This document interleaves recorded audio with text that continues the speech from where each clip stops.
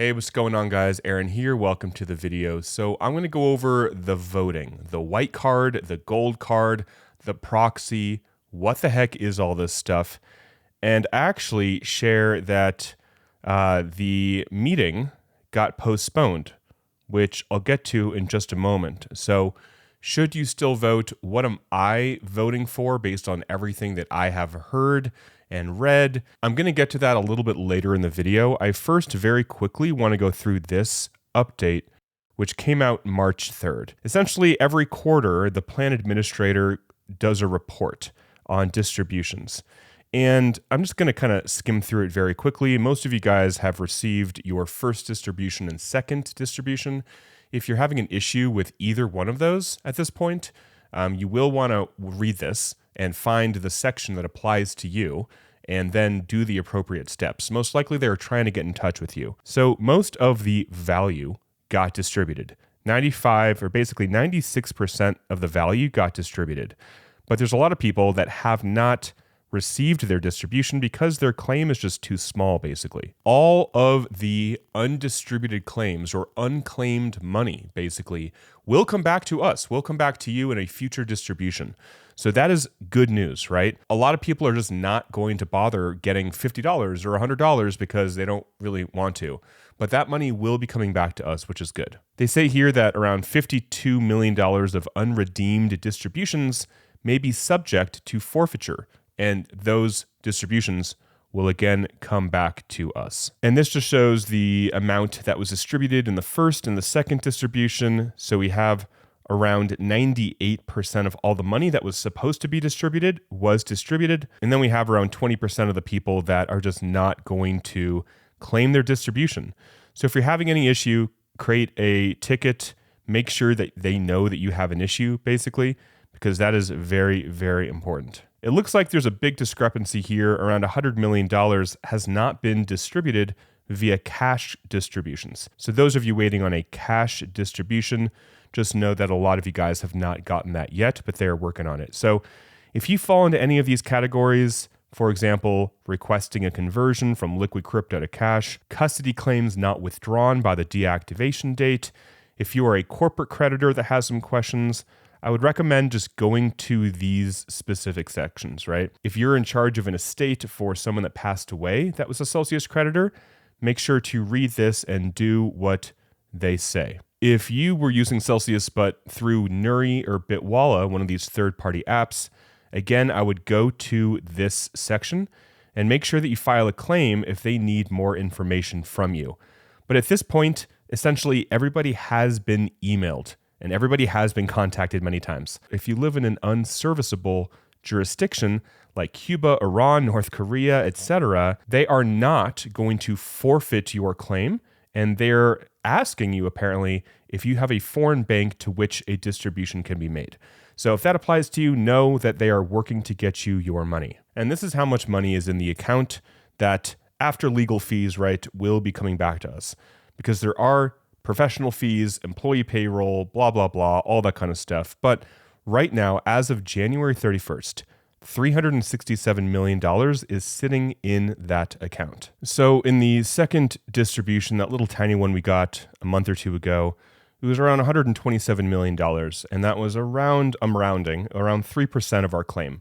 So we're looking at another possibly 10% as of now that I believe will be coming back. And then we have all of the lawsuits with different individuals and corporations, the biggest one being Tether. And there's still no update on that or formal update. But my guess, if I had to guess, is that we will get north of 90% of our claim. But it's too soon to tell. I could see getting 100% of the claim, depending on what happens with Tether. But that is TBD. We do not know about that yet. And as always, if you're getting an email, make sure it's from a legitimate email address. If you want to take a screenshot of this, you should do so.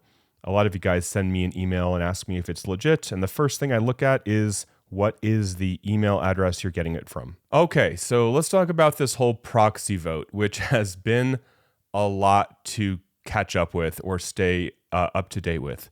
So most of us got an email, or actually two emails, that look something like this. It had a voting number, which I'm going to block out for the sake of this video. And the latest one we got has some information about Ionic Digital and how much Bitcoin they've mined. The big number here that I think is important is Ionic has 2,519 Bitcoin that they are holding. So I want to give you the pros and cons, I guess, of voting for what Ionic Digital says to vote for, and also the pros and maybe cons of voting for what Figure is proposing. And then at the end of the video, I will share what I am going to do personally with the information that we currently have. But before I share all that information, I first want to talk about the sponsor of the video, which is Aura. Now, Aura has been a sponsor of my station for over 2 years. I've been using them for over 2 years, and they are an all-in-one online safety platform. I'll show you my phone in just a moment. They help prevent online crime. Now, Aura was huge back when everyone was leaking our information, right? Celsius, FTX, BlockFi, all of our information was leaked. And I actually have been using Aura a lot more. And I actually activated not too long ago their spam call protection, which has really helped kind of get rid of a lot of the spam calls that I think was the cause of Celsius leaking our info. But they touch on financial fraud protection. Their app does identity theft protection, a privacy assistant, parental controls. They have a vault, the spam call protection I just shared with you. Also a VPN and antivirus, which can save a bunch of money because usually those are individual apps, and also a password manager. So here's the app on my phone, and you can see I have a recent credit check a few days ago, which makes sense, but I'm glad they alerted me on the app. So not only do they protect your credit and let you know if something happened, but you can also, again, do this call protection, online security, antivirus. You can add a family member. You can add personal data to the vault. And the biggest thing is they help get your information off of the dark web. So if I go to all activity, the top one from a few days ago says, we completed your first remove request at Popka, which is some data broker, some website that has our information. So Aura does all of this stuff in the background. They monitor my identity, my credit, my transactions. They let me know if they're removing my data or requesting a data removal from data brokers' websites, which is all just good for online safety and help. So if you live in the United States, I highly recommend giving their 14-day free trial a try. You can use the link in the description below or just head to aura.com/Aaron Bennett to give this a try. 14 days for free, you can cancel anytime, and you get full access to everything I talked about. So now let's get back to the video, where Ionic Digital, just like 2 days ago or so, shared this on their X. So what's happening is this meeting has been postponed. It says that today Ionic Digital announced that it will adjourn its March 17th annual meeting amid ongoing litigation in the Delaware Court of Chancery. A trial is set for May 8th or May 9th, and the annual meeting will be rescheduled around 30 days after the court's decision in the case. And there is a Business Wire update on this as well. It says here, the company is a defendant in litigation commenced by the plaintiff stockholders pending before the court, where the plaintiff stockholders alleged the size of the board of directors should be held by the court to consist of 6 directors rather than the current 5 directors, along with other things as well. And this litigation they're talking about has to do with this.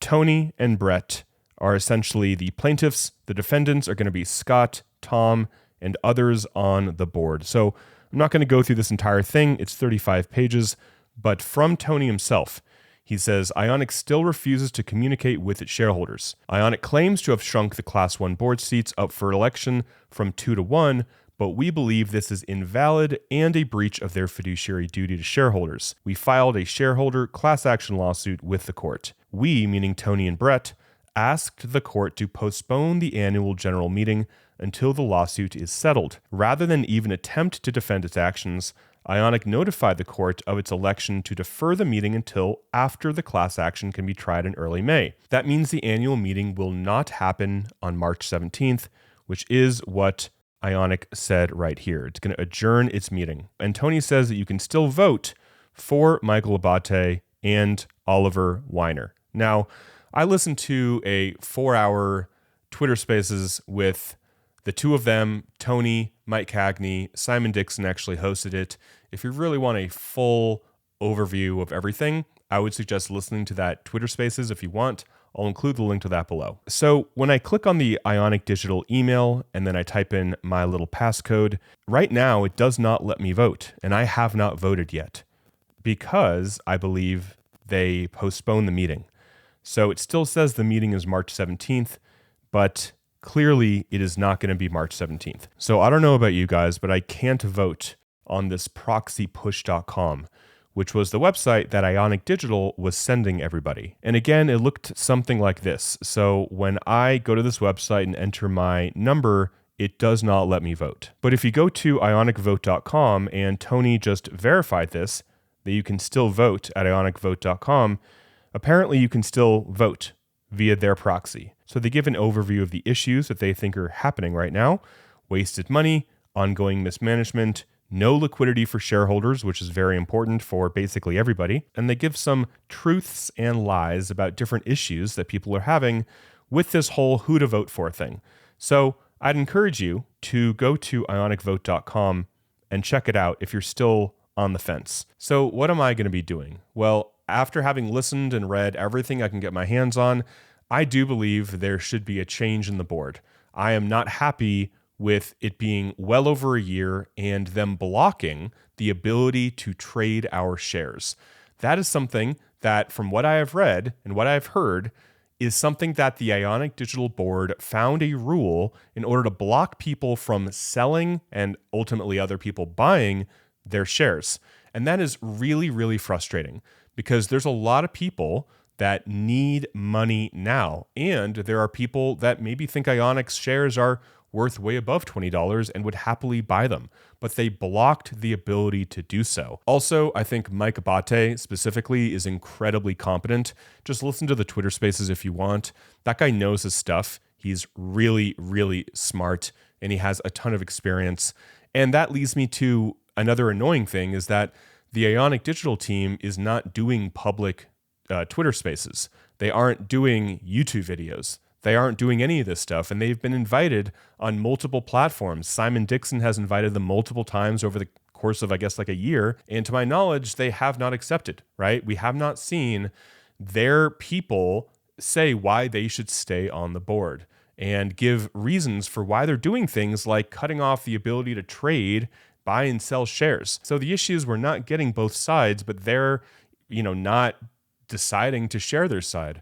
Whether it's a personal choice or whether their lawyers are telling them not to, it doesn't really matter, because at the end of the day, I don't like that. And also what Mike Abate said in the Twitter Spaces, and what we've been hearing for a while from Mike Cagney as well, is that in order to stay relevant and profitable, we need to entertain the idea of not just being a Bitcoin mining center, but being a data center for using data for AI and other things like that. There are Bitcoin mining companies that pivoted to data centers, and it's done very well for them.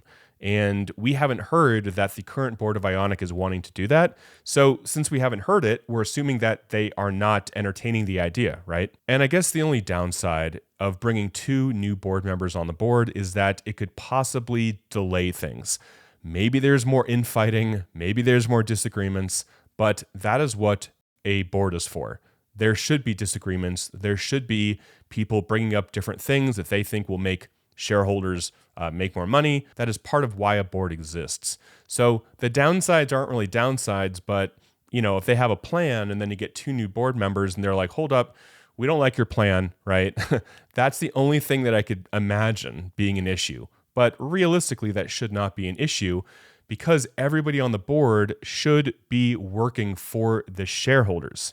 That is their job. They should be doing everything in their power to get shareholders like yourself the most money possible in the quickest amount of time possible, to get the shares at the highest valuation and allow liquidity immediately. Allow people to buy and sell shares immediately. So heading back to this ionicvote.com, if you wanted to vote, you can go ahead and vote right now. So this is what it would look like. You would just click next right here. What I'm going to be doing is clicking for Michael Abate and Oliver Weiner. You can do the date. You can sign it right there. Most likely you will not be doing anything here. Are your shares jointly held? Most likely it'll be no. If it's yes, then you need to make sure you click yes, but if not, you'll click no. Most people will be individuals. And where it says, please provide your name as it appears on the company's books and records, that is going to be what it shows in Odyssey Trust. So for me, it would just be my first and last name. And then you'll provide your address. So this would be the address that most likely you used with Celsius. But if you happen to give Odyssey Trust a new address, you'll just want to keep that address the same. The amount of shares that you have in numbers, you can find that out by logging into your Odyssey Trust website. Your shareholder number, which is also on the website, your phone number, and then the email address that you use to sign up with Odyssey Trust. So again, that is also on your website. And then you'll click continue. And if you want to know what address you used, you can just go ahead and click action items, change address. And then this screen will come up with the current address over here on the right-hand side, including the email that you used as well. And to find the Odyssey shareholder number, that will be way on the top. If you click my account, it'll pop down and there's the number. So you submit that, you then sign the document, and then you will be taken to a thank you page, and then you are done. So guys, that is it for the video. It seems like you don't need to do it now, but if you know you want to vote for them, I would just do it now anyway. So when it comes to voting, it is the last vote that counts. But since the meeting on the 17th has been canceled, I'm not quite sure what'll happen after that, because the court has to rule on what it's going to rule on. And then after May, we get like 30 days, and then there will be probably a new shareholder meeting and possibly a new vote, depending on what happens in court. So I'll keep you guys posted, but it can't hurt to do the proxy vote for Mike Abate and Oliver Weiner right now if you know you want to do that anyway. And lastly, thank you to Aura for sponsoring the video. I highly recommend, if you live in the US, to give it a try. Their 14-day free trial allows you to check out everything that I have been using personally for over 2 years. You can use the link in the description, or you can scan the QR code on the screen. I hope you guys are doing well. Till next time, talk with you soon, and bye for now.